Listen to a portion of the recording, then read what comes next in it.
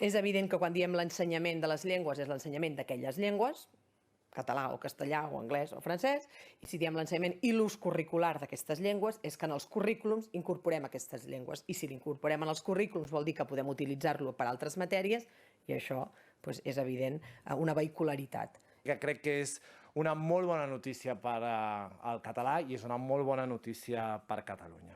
I ho fem també dient que la presència del català i el castellà a l'escola s'ha de basar exclusivament en criteris pedagògics. Ara em remeto a la literalitat de la llei.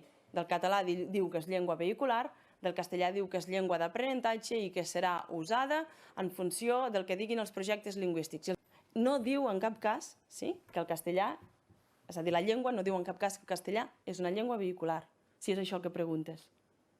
Llavors, entenc que per vostès en cap cas l'ús curricular és equivalent a llengua vehicular, en absolut. Encara que algun partit signant ho consideri així, no? Cadascú interpretarà una mica com vulgui, però és això. Per vostès no ho és en cap cas. És a dir, hi ha escoles que fan algunes assignatures en anglès i l'anglès formarà part de l'aspecte curricular d'aquell centre educatiu, però l'anglès no serà llengua vehicular en aquella escola. Crec que l'explicació que ha fet abans la portaveu del grup parlamentari era molt clara.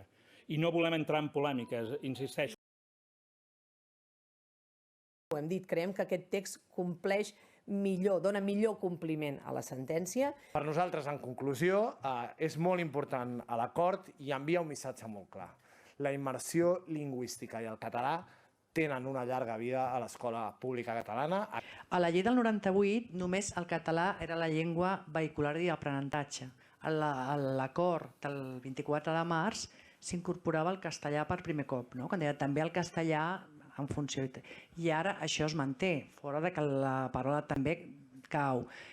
Llavors, sí que és veritat que d'alguna manera el castellà s'incorpora com a llengua vehicular per primer cop, o no? O no fan aquesta lectura, no? No. Enlloc surt, és a dir, el castellà és emprat en els termes que fixin els projectes lingüístics de cada centre d'acord amb els criteris que s'estableixen en els següents punts.